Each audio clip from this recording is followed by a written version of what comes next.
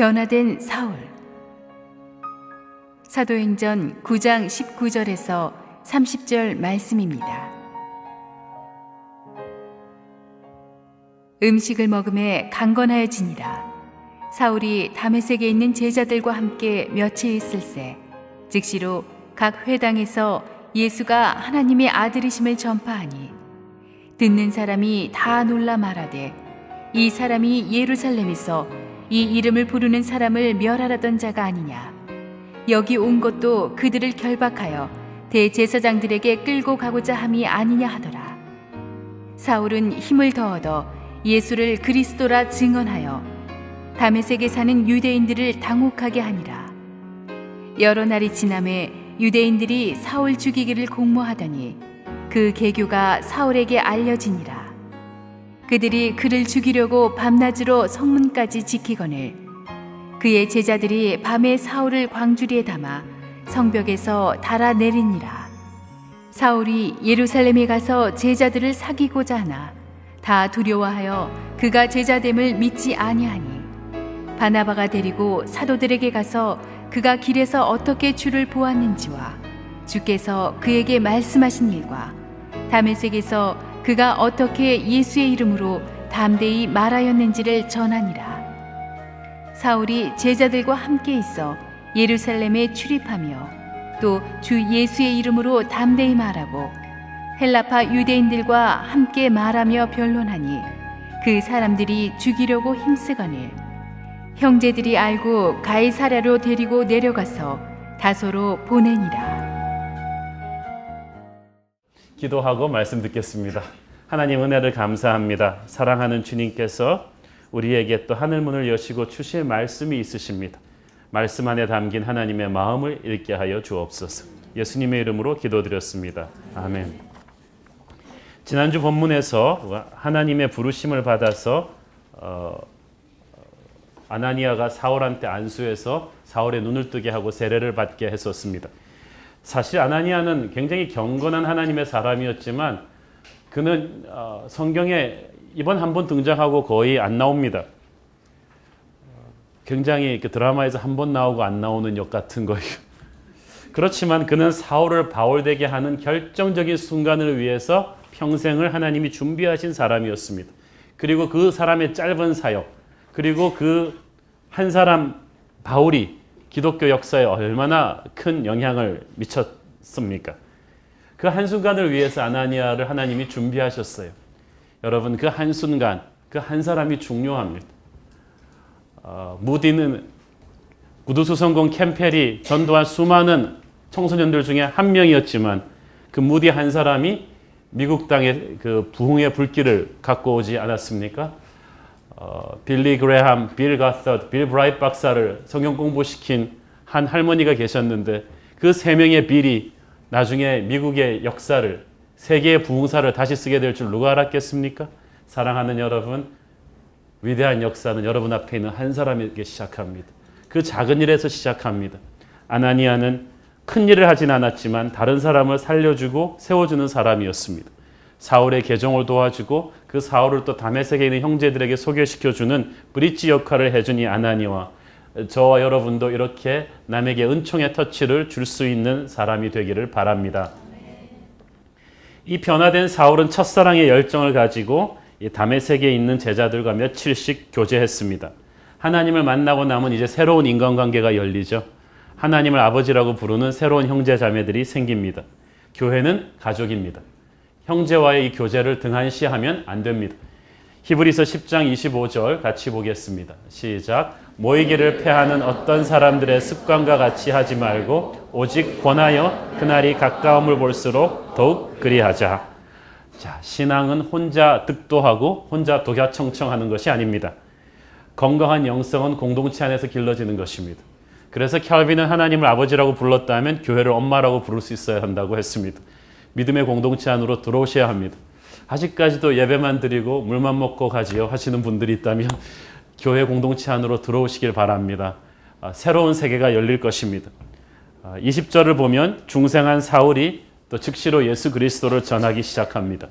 전도는 최근 받은 은혜가 가장 따끈따끈한 사람이 하는 것입니다. 구원의 감격이 살아있는 사람이 합니다.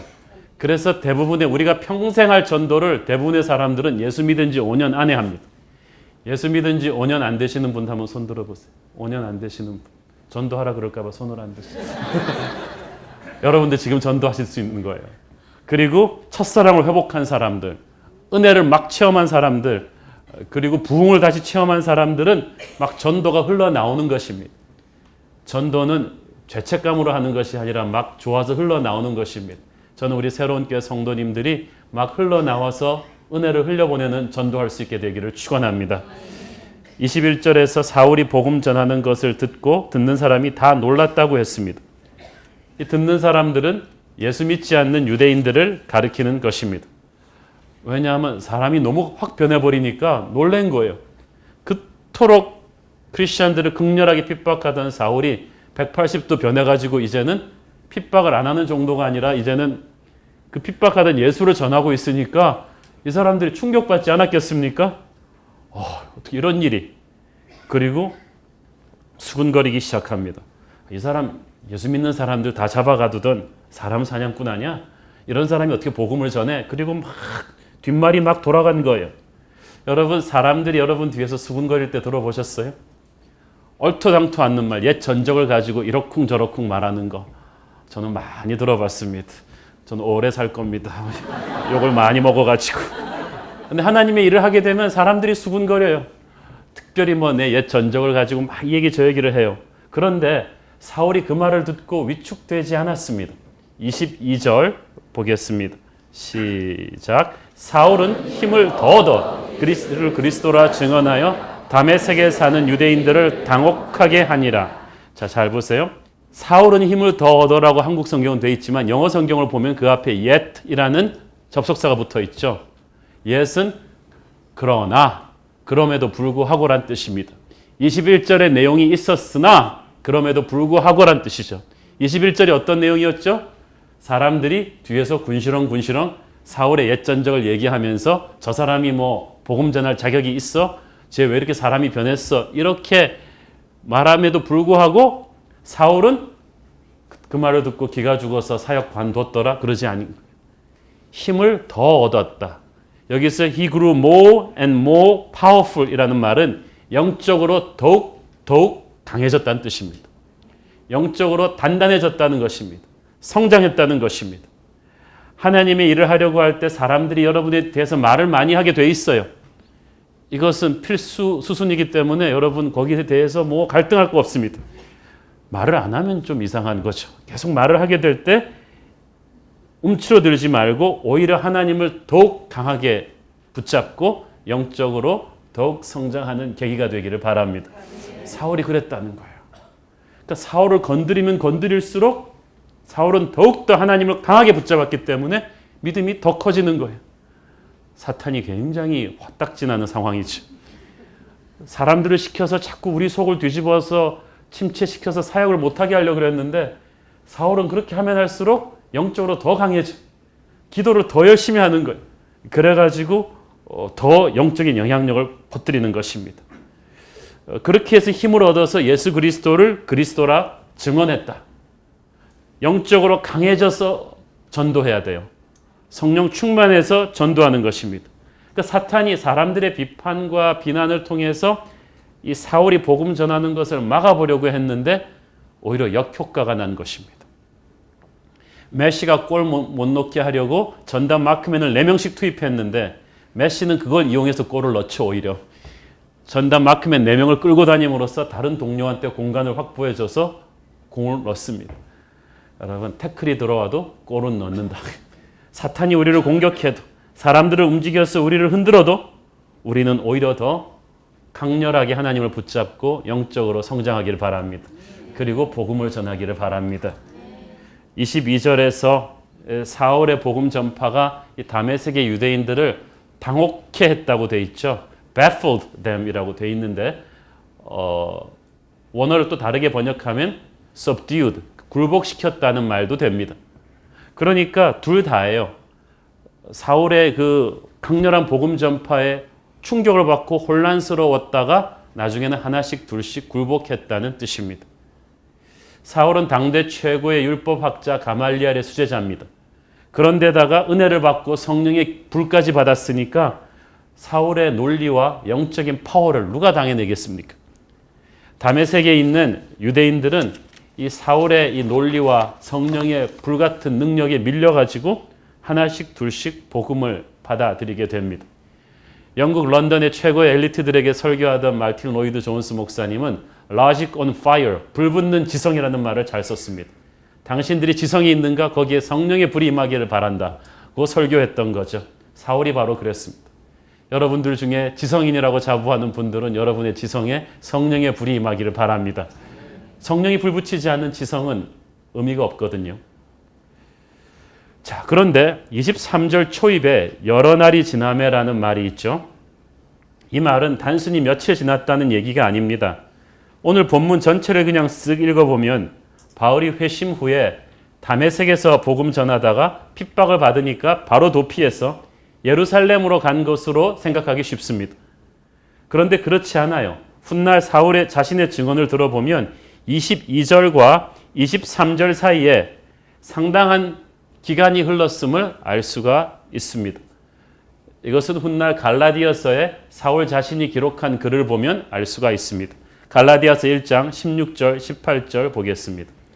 시작. 그의 아들을 이방에 전하기 위하여 그를 내 속에 나타내시기를 기뻐하셨을 때에 내가 곧 혈육과 의논하지 아니하고 또 나보다 먼저 사도된 자들을 만나려고 예루살렘으로 가지 아니하고 아라비아로 갔다가 다시 다메섹으로 돌아갔노라. 그 후 3년 만에 내가 게바를 방문하려고 예루살렘에 올라가서 그와 함께 15일을 머무는 동안. 자, 그렇게 보세요. 다메섹을 떠나서 아라비아 광야로 가서 3년을 있었다는 것을 우리가 알 수가 있죠. 그리고 다시 다메섹으로 왔다가 예루살렘으로 간 것입니다. 아마 이렇게 된 것이 아닐까요? 사울이 회심한 뒤에 다메섹 크리스천들과 교제하다가 뜨거워져서 열심히 전도하기 시작했는데 전도하다 보니까 아직 자신의 영적인 미흡함이 느껴진 것입니다. 그래서 자기가 조금 더 묵상과 기도와 훈련이 필요하다는 것을 절감하게 된 거죠. 아무리 뛰어난 고등학교 최대형 신인도 딱 메이저리그에 들어와 보니까 프로에 들어와 보니까 한 게임 뛰어보고 연습해야겠구나 라고 깨닫는 것처럼 사울에게도 그런 깨달음이 온 것입니다. 사실 이해할 만한 것이 다메섹으로 막 크리스천들 핍박하러 가다가 갑자기 강렬한 빛을 보고 장님이 되고 하나님 음성 듣고 3일 동안 아무것도 못 먹다가 아나니아의 안수기도 받고 세례받고 다시 일어난 사건은 엄청난 충격적인 사건이죠. 처음에는 막 흥분해서 전도도 하고 그랬지만 흥분이 가라앉으면서 사울은 이 엄청난 자기에게 일어난 이 경험을 재정리하고 해석하고 깊이 하나님의 음성을 듣는 그런 intimate time, 즉 긴밀한 시간이 필요했던 것입니다. 갈라디아서 1장 16절 말씀처럼 그의 아들을 이방에 전하기 위하여 그를 내 속에 나타내시기를 기뻐하셨을 때에, 이 말이 무슨 말입니까? 하나님께서 사울에게 예수님을 열방에 전하라는 미션을 주셨는데 그 미션을 준비하기 위해서 먼저 그를 내 속에 나타내시기를, 예수께서 사울의 영혼에 충만히 임재하셔야겠다는 것입니다. 자, 여러분, 하나님이 여러분에게 주신 사명이 크다면 하나님은 먼저 여러분을 뜨겁게 만나 주십니다. 성령 체험하지 않고 사역해서 성공한 사람을 본 적이 없습니다. 모세에게 맡길 일이 컸기 때문에 하나님은 불타는 떨기나무 앞에서 모세와 깊이 있게 대화하셨습니다. 다윗에게 주신 사명이 컸기 때문에 광야에서 다윗에게 깊이 자신의 마음을 열어주셨습니다. 그러니까 그 엄청난 시편이 나온 거예요. 이것은 조용히 말씀과 기도로 하나님 앞에서 홀로 교제한 사람이 아니면 나올 수 없는 큐티 노트거든요. 시편은 다윗의 큐티 노트 아니겠습니까? 그래서 이 하나님께서는 세계 복음화의 역군으로서 사울을 먼저 준비시켜야 됐는데 그 준비 방법은 사울을 깊이 만나 주시는 것이었습니다. 집중력이 필요했고 시간이 필요했습니다. 그래서 사울은 혼자 조용히 아라비아 광야로 들어간 것입니다. 거기서 말씀을 펼쳐놓고 기도하며 주님과 깊은 교제로 3년이 지나간 거예요. 그러다가 다시 다메섹으로 돌아간 것입니다. 자, 그런데 이 주님께서 그런 이 프롬프팅, 영적인 목마름을 주셔서 아라비아 광야로 들어가기 전에 사울이 이 문제를 놓고 혈육과 의논하지 않았다고 했죠. 이거 굉장히 중요한 포인트입니다. 보통 우리 혈육이 하면 부모, 형제, 가족, 친지입니다. 나를 잘 알고 이해하는 사람인데 중요한 결정할 때는 그 혈육과 의논을 하게 돼 있죠. 그렇지만 인간적인 결정은 그렇게 해도 뭐 어디로 이사 갈 것이냐, 뭐 무슨 사업할 것이냐 이런 거는 다 하지만 영적인 결정은 그렇지 않습니다. 영적인 결정을 할 때는 혈육도 이해 못하는 오직 주님과 나만의 깊은 교제를 통해서 외롭게 결정해야 되는 경우가 많아요. 왜냐하면 혈육은 주관적이에요. 나를 위해서 팔이 안으로 항상 꺾여요. 혈육은 하나님의 뜻을 말해준다기보다는 내가 좀 편했으면 좋은 길로 얘기를 해주게 돼 있는 거예요. 혈육한테 선교사 가겠다 그래 보세요. 잘 안 가라 그럽니다. 여러분과 원수진 혈육이 아닌 이상은 그런 얘기 잘 안 해줍니다. 제가 아는 장로님도 세계 선교를 위한 다음 세대 역군을 키워주시옵소서 그랬는데 아이비리그 다니는 자기 아들이 선교사 헌신한다 그러니까 막 쫓아왔어요. 좀 막아달라고. 혈육과 의논하면 그렇게 돼요. 그런데 사울이 혈육과 의논하지 않고 주님과의 깊은 교제로 들어갑니다. 또 사울은 자기보다 먼저 된 사도들을 만나려고 17절 한번 보세요. 자기보다 갈라디아서 1장 17절 보면 나보다 먼저 된 사도들을 만나려고 예루살렘으로 가지 않았다 그랬어요. 이것도 중요한 일인 게요. 큰 조직에 들어가면 사울 같은 헤비급이 들어가면 일단 그 조직의 실세, 리더들과 만나서 안면을 터야 되잖아요. 딱 들어갔으면 이제 베드로랑 악수도 하고 이렇게 막 안드레, 요한 이렇게 딱 인사를 해야 되는데 사울은 그렇게 인간적인 로비를 시도하지 않았습니다.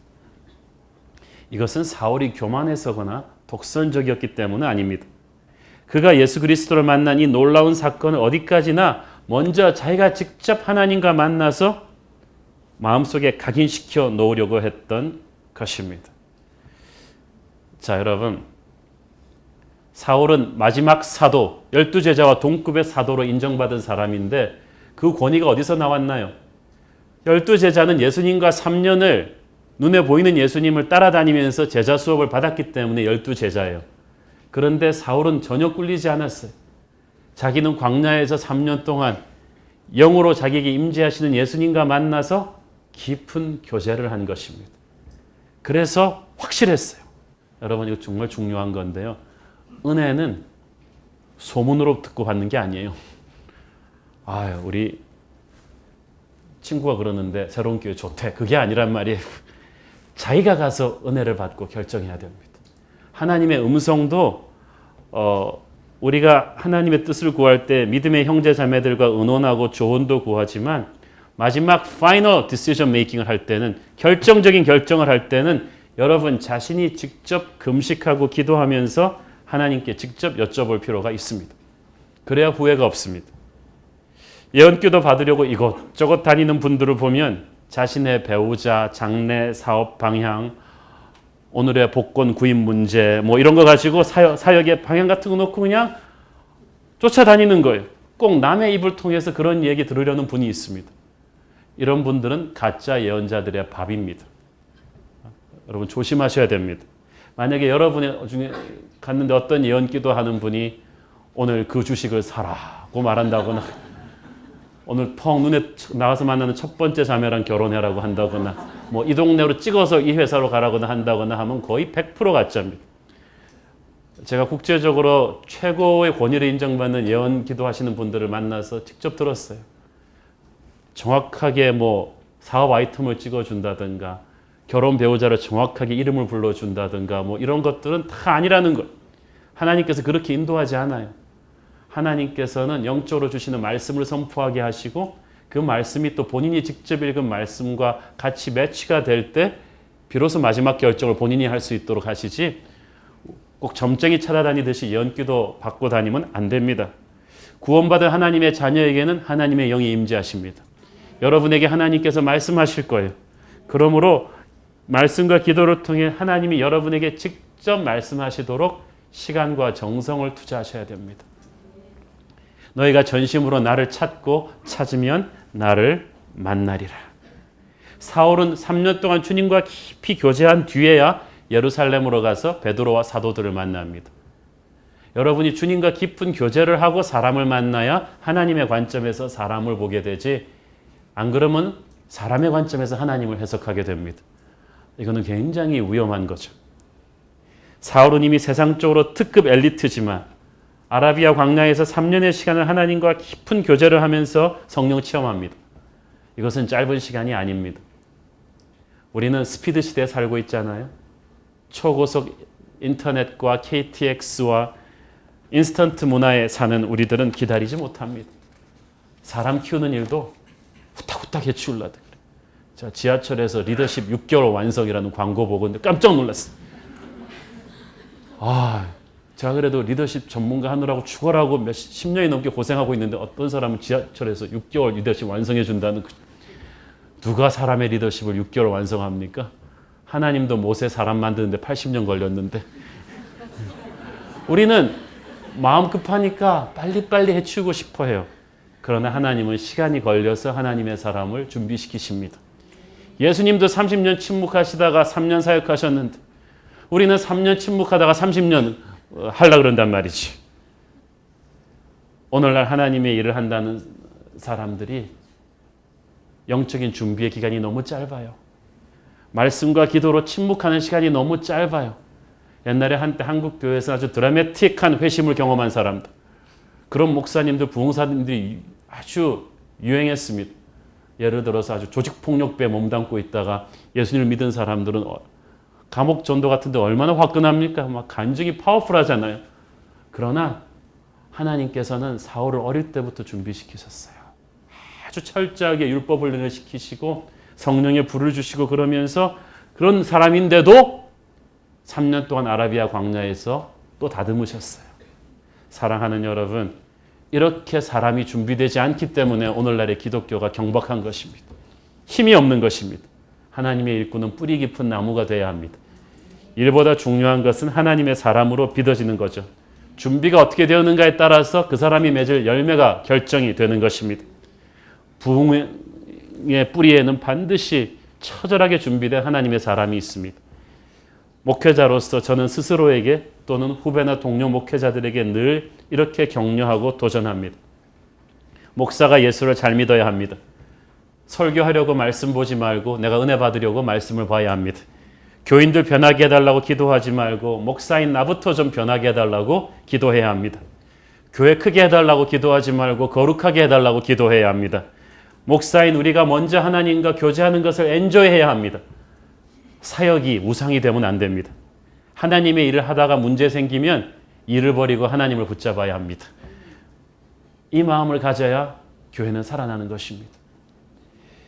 사울은 회심한 뒤에 3년 동안 말씀과 기도로 조용하게 하나님 안에서 거했기 때문에 영적인 내실이 단단히 다져진 거예요. 실력에 불이 붙은 것입니다. 그러니까 그 실력으로 신약 성경에 반이 넘는 그 엄청난 고린도전서, 로마서, 갈라디아서, 에베소서, 로마서, 빌립보서 같은 책을 다 쓴 거예요. 책을 많이 쓰기만 한 게 아니에요. 그 책 하나하나가 굉장히 내용이 깊고 치밀해서 그 책들을 가지고 2000년 동안 교회는 조직신학과 교회론의 교과서로 썼습니다. 책만 쓴 게 아니고 사울은 다니면서 곳곳에 핵심 도시에 교회들을 세우고 제자를 세웠습니다. 그 과정에서 수도 없이 매도 맞고 고문도 당하고 감옥에 투옥도 당하고 배도 파선당하는 수많은 사람들의 조롱과 핍박도 겪었지만 사울은 중간에서 순교당하는 날까지 그만두지 않았어요. 포기하지 않았어요. 그 저력, 그 롱런하는 그 인내심 어디서 왔겠습니까? 철저한 준비에서 왔습니다. 사울이 하나님 안에 깊이 뿌리 내린 나무였기 때문에 모진 비바람에 흔들리지 않았던 것입니다. 그런데 오늘날 하나님의 일을 한다는 목회자, 선교사님, 사역자들이 왜 이렇게 쉽게 나가 떨어지고 조금만 비난해도 견디지 못하고 도망가고 낙심하는 것입니까? 하나님 안에 깊이 뿌리 내리는 시간이 없었기 때문입니다. 여러분, 하나님에게 파워풀하게 그리고 오랫도록 쓰임받고 싶으십니까? 철저한 준비 기간을 거치셔야 합니다. 인간적인 준비가 아니라 기도와 말씀으로 고독하게 하나님 안에 깊이 들어가는 그런 시간을 가지는 것입니다. 저는 여름에 여러분이 쉬면서 그런 시간을 원데이 리트리트, 하루 리트리트라도 좋습니다. 가서 하나님과 깊이 교제하는 것입니다. 호세아서 6장 3절 말씀 시작. 그러므로 우리가 여호와를 알자. 힘써 여호와를 알자. 그의 나타나심은 새벽볕같이 어김없나니 비와 같이 땅을 적시는 늦은 비와 같이 우리에게 임하시리라 하니라. 아멘. 힘써 하나님을 아는데 여러분 투자하셔야 합니다. 그러면 하나님은 새벽빛같이 늦은 비같이 정확하게 충실하게 풍성하게 여러분의 영혼을 은혜로 적셔주실 줄을 믿습니다. 은혜 충만한 사람들은요, 은혜를 갈망했던 사람들이에요. 여러분이 갈망하지 않는데 주님 부어주시지 않아요. 이렇게 3년의 준비 기간을 거쳐 다시 다메섹으로 돌아온 사울을 죽이려고 기다리고 있던 유대인들이 있었습니다.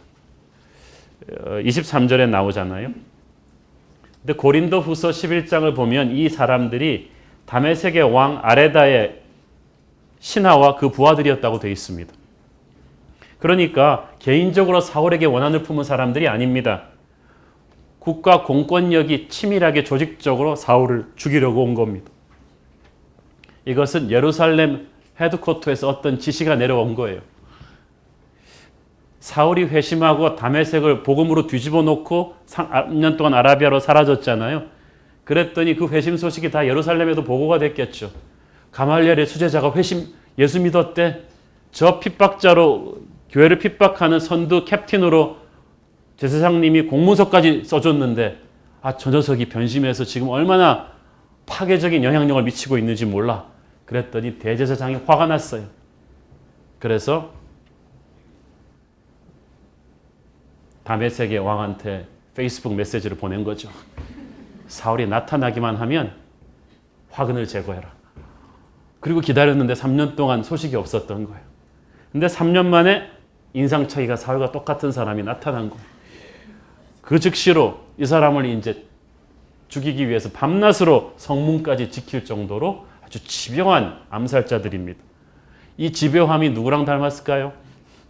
3년 전 사울이에요. 항상 되로 주고 말로 받는다고 사울은 자기랑 똑같은 암살자들한테 걸립니다. 근데 다행히 이 암살 음모가 사전에 제자들한테 캐치가 돼서 밤에 광주리를 타고 사울을 달아내려서 사울이 탈출하죠. 자, 여러분, 하나님의 비전을 받는 일꾼이 된다는 건 이렇게 쉽지 않습니다. 예수 믿고 3년 동안 광야에서 성령 체험하고 하나님께서 너를 열방의 일꾼으로 쓸 것이라 그래서 그냥 기대에 부풀어서 딱 왔는데 사울의 첫 번째 사역은 락클라이밍이에요. 이렇게 막 성벽 타고 도망가는 것부터 시작합니다. 이게 시작이란 말이에요. 자, 여러분이 목회자로, 선교사로, 순장으로, LCS 코치로, 주일학교 선생님으로 딱 헌신하면 하나님께서 여러분의 인생을 그때부터 쫙쫙 펴주실 것 같죠? 만사형통. 그래갖고 삼수하던 내 아들 한번 시원하게 서울대도 딱 들어가주고 그렇게 안 돌던 자금줄도 한번 팍 터여주고 말이죠. 병도 그냥 금방금방 착착 낫고 이래줘야 내가 가문에서 하나님께 헌신한 사람으로 이렇게 좀 이렇게 쇼업을 할 텐데 그때부터 더 힘들어져. 하나님께 헌신하는 처음 시기에 이런 이해 못할 어려움들이 많이 옵니다. 신학교 1, 2학년 때 제일 힘들어요. 교회 개척 초창기, 선교지 처음 세팅할 때 얼마나 크고 작은 많은 고난이 오는지 모릅니다. 그러나 그것은 사탄이 여러분의 미래에 엄청난 영적 잠재력을 인정했다는 증거예요. 그래서 처음부터 태클 거는 거예요. 그러니까 그냥 당연히 여기고 견디십시오.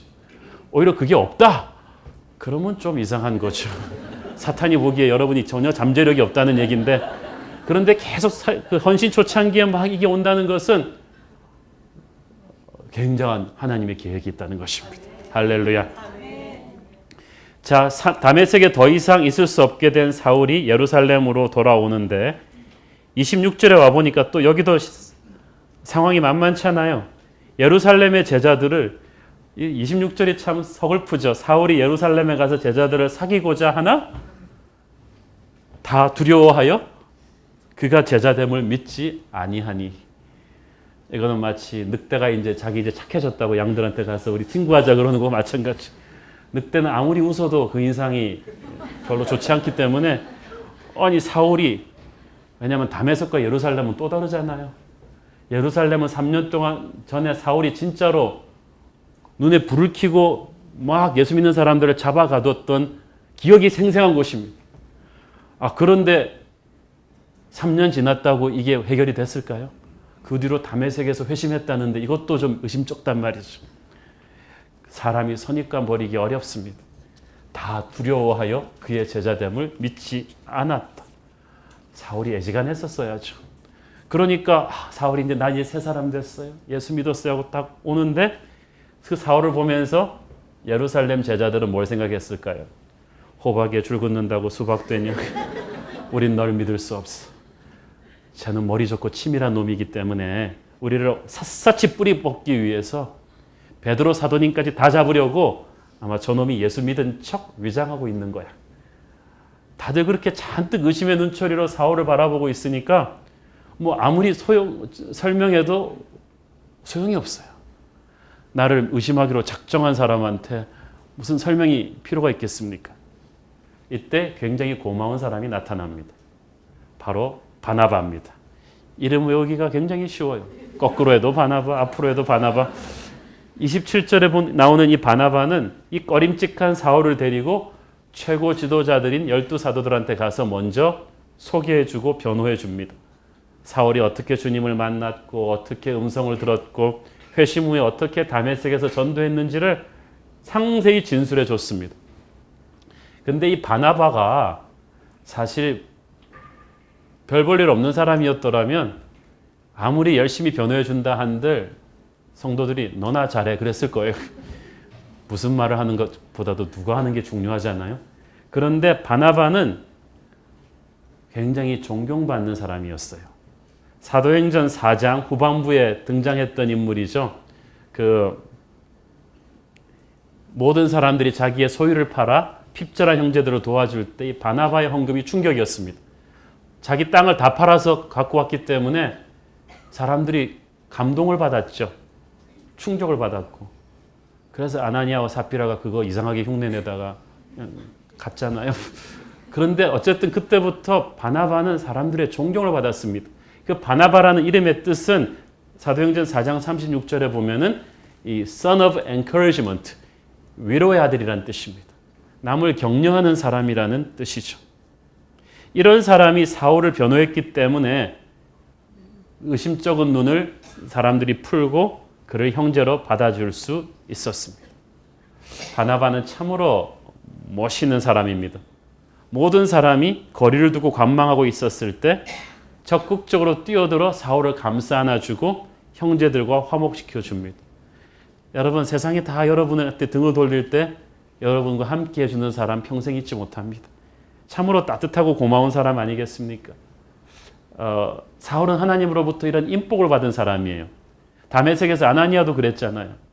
사실 아나니아가 브릿지가 되지 않았으면 다메섹의 형제들은 어떻게 사울을 믿었겠어요. 그런데 바나바도 그래요. 교회에는 이렇게 아나니아와 바나바 같은 피스메이커, 화목케 하는 자가 필요합니다. 그들은 바울처럼 카리스마적인 리더십이 있거나 책을 많이 쓰거나 위대한 인물들은 아니지만 뒤에서 사람들을 하나로 묶어주는 사람이에요. 오해가 있으면 풀어주고 앙금이 있으면 삭히게 하고 우리나라 전래동화에 나오는 그 뭡니까? 밤에 살짝 일해놓고 가는 우렁각시처럼 교회 안에도 이런 은혜로운 우렁각시 같은 사람들이 필요해요. 바나바와 이 아나니아가 그랬어요. 사람들을 세워주고 오해를 풀어주고 화해하게 하고 위로하고 상담하고 도와주러 다니는 모든 교회, 모든 선교지, 사역지에 이런 사람들이 필요한데 저는 우리 새로운 교회도 그런 분들이 많기를 바랍니다. 서로 막 오해하고 쟤를 어떻게 믿어 그럴 때 쟤 믿어야 돼 하면서 세워주고 오해를 풀어주는 사람이에요. 근데 바나바와 아나니아가 그냥 착해서 그런 것만은 아닙니다. 둘 다 영적인 통찰력이 있기 때문에 그런 거예요. 아나니아도 성령의 음성을 듣고 바울을 변호해 준 것이지 자기가 착해서 그렇게 해준 건 아닙니다. 바나바도 마찬가지죠. 사도행전 11장 24절 보십시오. 시작. 바나바는 착한 사람이요 성령과 믿음이 충만한 사람이라 이에 큰 무리가 죽게 더하여지더라. 성령과 믿음이 충만하니까, 영적인 통찰력이 있으니까 사울의 회심이 진짜인 것을 알고 형제들과 연결시켜 준 거예요. 사실 이것은 위험한 거거든요. 만약에 사울이 가짜면은, 크리스천들을 체포하기 위한 함정이었다면 이거 큰일 나는 거잖아요. 그렇지만 바나바는 성령의 눈으로 봤기 때문에 사울을 믿을 수가 있었던 것입니다. 여러분, 우리가 형제를 판단할 때 반드시 기도해 보고 하나님의 눈으로 판단해야 됩니다. 사람들의 이야기만 듣고 판단해서는 안 됩니다. 기도해 보고 내가 믿어주고 품어야 되는 사람이 있습니다. 이렇게 믿어주고 세워주니까 사울이 예루살렘 교회에 정착하고 국제적인 선교 사역을 시작하잖아요. 여러분이 사람을 믿어주고 세워주면 그 사람이 꽃을 피기 시작합니다. 열매를 맺기 시작하는 것입니다. 여러분은 형제가 꽃을 피우고 열매를 맺을 수 있도록 도와주는 토양이 되어주기를 바랍니다. 사울이 제자들과 함께 있었다. 다메섹에서도 그랬고 예루살렘에서도 그랬고 사울은 혼자 가지 않았고요. 계속 이 공동체 속으로 들어오는 사람이었습니다. 여러분도 계속 공동체 속으로 들어오는 그런 분들 되기를 축원합니다. 29절에 보니까 이 사울은 주 예수의 이름으로 담대히 말했다고 했어요. 회심한 뒤에 이 사울은 성령 충만해서 입만 열면 예수님 얘기를 합니다. 그 사람이 본능적으로 계속 하는 말은 그 사람이 무의식적으로 계속 생각하는 어떤 것입니다. 명품 쇼핑에 물든 어떤 자매는 꾹 누르기만 하면 무슨 얘기가 나올까요? 유명 브랜드 얘기만 쫙 나오는 거죠. 그러나 항상 예수의 영으로 충만한 사람은 꾹 누르면 예수님 얘기가 팍팍 나옵니다. 저는 여러분이 꾹 누르면 예수님 얘기가 팍팍 나오기를 바랍니다. 예수의 영이 그 안에 충만하기 때문이죠. 사울은 인생이 달라졌어요. 갈라디아서 2장 20절 시작. 내가 그리스도와 함께 십자가에 못 박혔나니 그런즉 이제는 내가 사는 것이 아니요 오직 내 안에 그리스도께서 사시는 것이라. 이제 내가 육체 가운데 사는 것은 나를 사랑하사 나를 위하여 자기 자신을 버리신 하나님의 아들을 믿는 믿음 안에서 사는 것이라. 아멘. 이제 사울은 달라졌어요. 여러분도 하나님의 아들을 믿는 믿음 안에서 살기를 바랍니다. 예수의 영이 충만하기를 바랍니다. 이 사울의 주 전도 대상이 그런데 헬라파 유대인들이었다는 것을 주목하십시오. 국제통이었어요. 유학파들이에요. 그런 사람들이 희한하게 사울과 계속 엮인 거예요. 그리고 그런 사람들한테 사울이 자꾸 전도를 잘하고 있는 걸 발견하게 된 것입니다. 여기에는 어떤 하나님의 섭리가 있었어요. 왜냐하면 사울이 국제통이거든요. 사울이 1.5세거든요. 헬라파 유대인들이 바로 사울이거든요. 그러니까 이때까지 아무도 감히 하지 못하던 헬라파 유대인 전도, 너희가 예루살렘과 사마리아와 유다 땅 끝까지 이르러 내 증인이 되리라 그랬을 때 땅 끝전에 다들 스톱해 있었어요. 왜냐하면 이거 누가 하지? 그리고 다들 갸우뚱 하는데 사울이 등장하면서 사람들이 제가 하나 보다 그 생각이 든 거죠. 왜냐하면 어떤 사람을 딱 보면 여러분 어떤 감이 오잖아요. 베드로도 알고 요한도 알았어요. 우리가 못하던 것을 이 사람은 할 수 있겠다는 그 감이 든 거예요. 중국 선교 쉽지 않아요. 그렇지만 제가 보기에 그걸 할 수 있는 사람이 있어요. 어렸을 때부터 화교학교를 다니면서 비전을 갖고 준비한 사람들이 또 있더라고요. 저 사람이면 하겠다는 생각이 들어요. 하나님께서 여러분을 키워놓으시는 환경과 계속 만나게 하고 여러분이 참 잘하게 하게 하는 어떤 사역이 있는데 거기에 하나님의 주신 사명이 있다는 거예요. 여러분만이 할 수 있는 사명이 있어요. 사명은 하늘에서 떨어지는 게 아니고 여러분이 잘하는 어떤 거예요. 여러분이 익숙한 하나님이 이미 여러분을 주신 교육 환경과 이런 익숙한 일과 배경과 어떤 관련이 있어요. 이 사울이 여기서 다메섹에서 안전이 위태로워지니까 예루살렘에서 위태로워지니까 고향인 다소로 내려가죠. 하나님이 그리로 보내신 거예요. 이 바울의 고향이었던 이 다소는 국제도시입니다.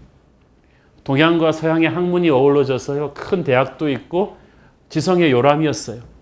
헬라파들이 국제통들이 득식을 해서 소아시아의 아테네라고 불리던 그런 곳입니다. 그 다소로 또 사울을 내려보내서 다소에서 사울이 몇 년 동안을 다소곳이 있게 만듭니다. 그런데 보세요.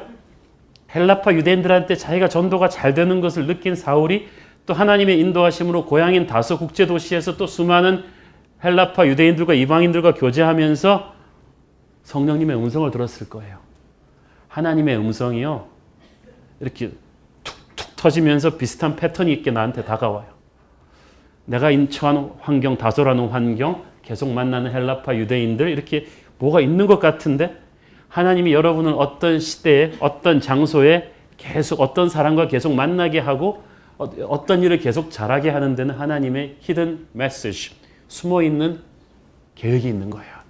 여러분 그걸 잘 보기를 바랍니다. 하나님께서 베드로를 시켜서 전도할 사람들이 따로 있었고 바울을 시켜서 전도할 사람들이 따로 있어요. 한 사람이 예수 믿고 변하니까 이 사울을 통해서 하나님은 로마 제국 전체를 뒤집어 엎을 준비를 하고 계셨습니다.